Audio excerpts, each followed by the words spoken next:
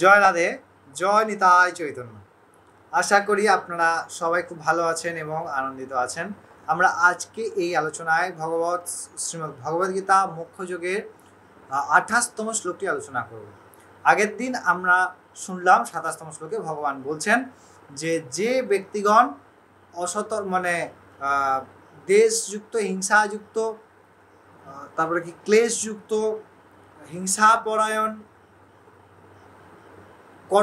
কর্তৃত্বাভিমানী অর্থাৎ কর্মফলের আকাঙ্ক্ষাযুক্ত, এই ব্যক্তিকে কি বলা হচ্ছে না রাজসিক ব্যক্তি বলা হচ্ছে, বা যিনি রাজসিক গুণযুক্ত ব্যক্তি।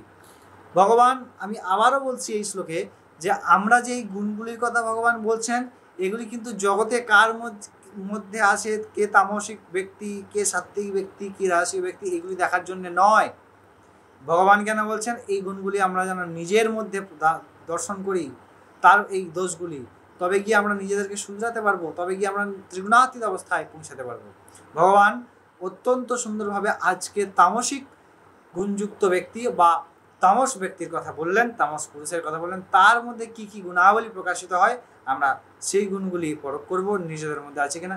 অবশ্যই ভগবানের শ্রীমুখ হইতে প্রথমে আমরা শ্লোকটি আস্বাদন করব, তারপর আমরা এই শ্লোকের বিস্তারিত আলোচনার মধ্যে প্রবেশ করব। ভগবান কি বলছেন? ভগবান বলছেন 28তম শ্লোকে যে অযুক্ত প্রকৃতাস্তব্ধৌ সঠোহা নৈষ্কৃতি কোহলালসহ বিষাদি দীর্ঘসূত্রী চ কর্তা তামস উচ্যতে। ভগবান বলছেন যে কর্তা বা যে পুরুষ প্রথম অভদ্র,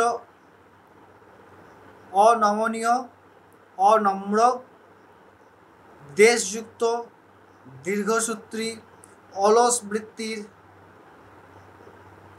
এবং অসতর্ক, সর্বোপরি তিনি সৎ ব্যক্তির অর্থাৎ যিনি কারো উপকার করেন বা যিনি তার উপকার করেছেন, তিনি তার অপকার করেন, অর্থাৎ উপকারী ব্যক্তির অপকার সাধন করা যিনি করেন, তাকে কি বলা হচ্ছে?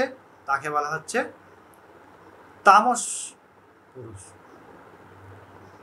তাকে কি বলা হচ্ছে না তামস পুরুষ, তিনি তামস গুণযুক্ত।